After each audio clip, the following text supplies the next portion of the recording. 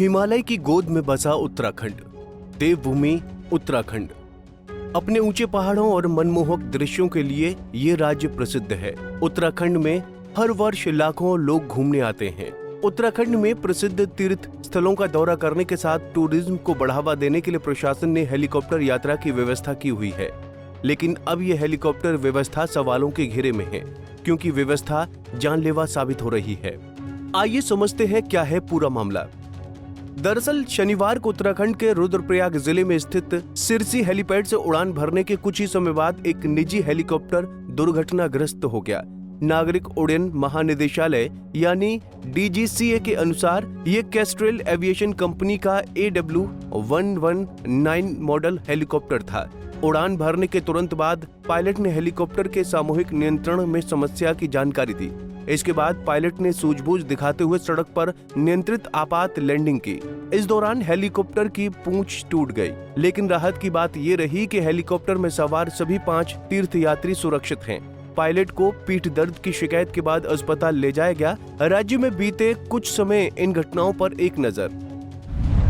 केदारनाथ और चारधाम मार्ग पर प्रमुख हेलीकॉप्टर दुर्घटनाएं। मई-जून 2025 में केदारनाथ और आसपास के इलाकों में हेलीकॉप्टर दुर्घटनाओं की घटनाएं बढ़ गईं। 7 जून 2025 को रुद्रप्रयाग जिले के भरसू हेलीपैड के पास कैस्ट्रेल एविएशन का हेलीकॉप्टर हार्ड लैंडिंग कर गया, जिसमें कलेक्टिव कंट्रोल में समस्या आई, लेकिन सभी यात्री सुरक्षित रहे और पायलट को मामूली चोटें आईं। इससे पहले 17 मई को केदारनाथ हेलीपैड के पास एम्स ऋषिकेश का एक एयर एम्बुलेंस दुर्घटनाग्रस्त हुआ, जिसमें तीनों सवार बाल बच गए। 12 मई को बद्रीनाथ हेलीपैड पर एक हेलीकॉप्टर का ब्लेड एक वाहन से टकराया, जिससे बड़ा हादसा टल गया। 8 मई को गंगोत्री के पास एक हेलीकॉप्टर दुर्घटनाग्रस्त हो गया, जिसमें 6 लोगों की मौत हो गई। 2024 में भी कई घटनाएं हुई, जिनमें 31 अगस्त के करीब रुद्रप्रयाग में मंदाकिनी नदी के पास कैस्ट्रेल एविएशन का एक चॉपर, जो भारतीय वायुसेना के MI-70 द्वारा मरम्मत के लिए एयरलिफ्ट किया जा रहा था, टोइंग रस्सी टूटने के कारण दुर्घटनाग्रस्त हो गया। इसके कुछ महीने पहले 24 मई 2024 को केदारनाथ हेलीपैड के पास उसी ऑपरेटर के हेलीकॉप्टर ने आपातकालीन लैंडिंग की थी।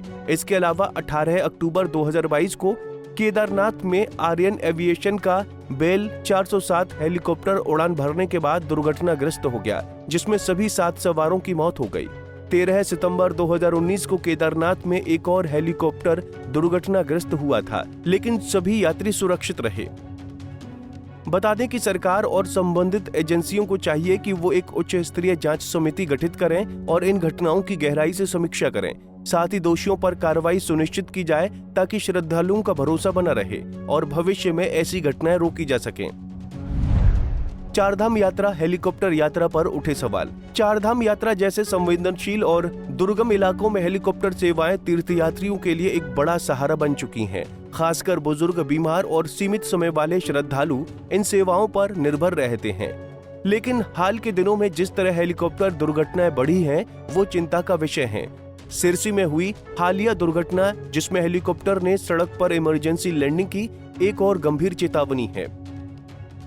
इस घटना में किसी की जान नहीं गई। यह पायलट की सूझबूझ और किस्मत दोनों का नतीजा है। लेकिन बार बार हो रही इन घटनाओं की जिम्मेदारी आखिर किसकी है? क्या डीजीसीए का निरीक्षण पर्याप्त है? क्या राज्य सरकार की निगरानी प्रणाली में कोई खामी है? क्या निजी ऑपरेटर सुरक्षा मानकों की अनदेखी कर रहे हैं? कैस्ट्रेल एविएशन के हेलीकॉप्टर में सामूहिक नियंत्रण यानी कलेक्टिव कंट्रोल में गड़बड़ी आना यह दर्शाता है कि तकनीकी जांच या मेंटेनेंस में चूक हुई हो सकती है। डीजीसीए को चाहिए कि वो सभी ऑपरेटरों के विमानों की नियमित जांच करे और सिर्फ दस्तावेजी प्रक्रिया से नहीं, बल्कि जमीनी हकीकत को देखकर सुरक्षा सुनिश्चित की जाए। राज्य सरकार और Uttarakhand civil aviation development authority की जिम्मेदारी बनती है कि हेलीकॉप्टर संचालन से जुड़े हर पक्ष, पायलट, प्रशिक्षण, मौसम की जानकारी, लैंडिंग स्पॉट की स्थिति और भीड़-भाड़ का प्रबंधन पर सख्ती से नजर रखी जाए। बहरहाल चारधाम यात्रा के दौरान लगातार हो रहे हेलीकॉप्टर हादसे एक गंभीर चुनौती हैं, जो श्रद्धालुओं की सुरक्षा को सीधे प्रभावित करते हैं। हालिया हेलीकॉप्टर दुर्घटना में किसी के घायल न होने के बावजूद ये घटना सुरक्षा व्यवस्था में मौजूद कमियों की चेतावनी है। सरकार को चाहिए कि इसके लिए सख्त कदम उठाए जाए जिससे घटनाओं को रोका जा सके। फिलहाल के लिए इस खबर में इतना ही। देश और दुनिया की बड़ी खबरों के लिए देखते रहिए पंजाब केसरी टीवी। हमसे जुड़े रहने के लिए हमारे YouTube चैनल को सब्सक्राइब करें और नई वीडियो की नोटिफिकेशन के लिए बेल आइकॉन को दबाएं।